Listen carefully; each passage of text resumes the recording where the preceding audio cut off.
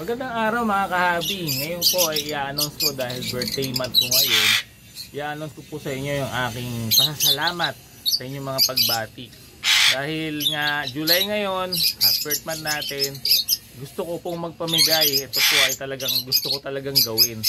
Yung magpamigay ng mga Red Factor sa Luzon, Visayas at Mindanao.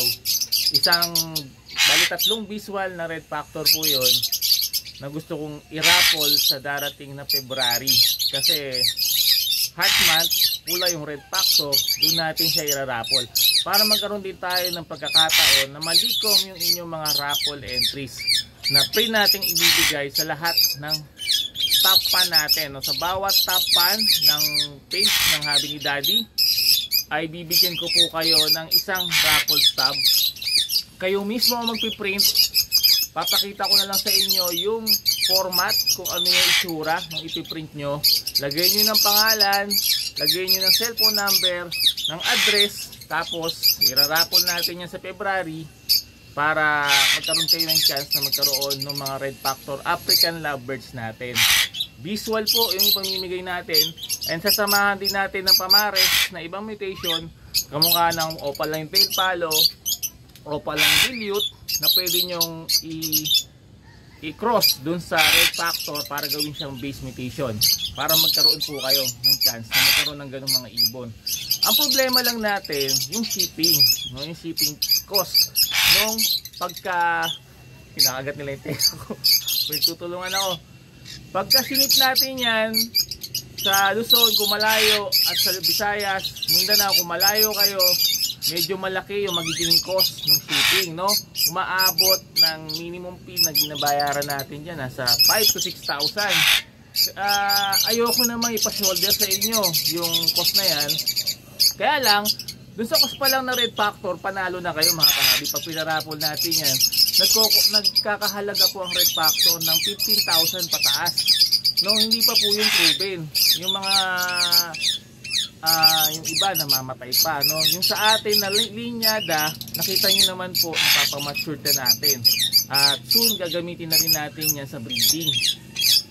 Doon pa lang po sa Red Factor na pamimigay natin, talagang malaking halaga na yung ipamimigay natin bilang pasasalamat sa inyo.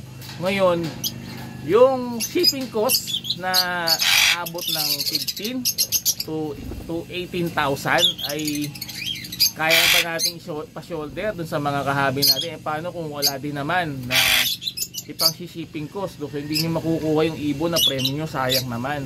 Ang request ko lang po mga kahabi, ito pong mula July hanggang dumating yung raffle natin, lahat po sana ng mga post ko sa YouTube channel at sa Facebook page ay i-share ninyo. Mag-comment po kayo doon at pusuan po natin mga kahabi. Sa ganung paraan, baka makakuha tayo nung pang shipping cost, no?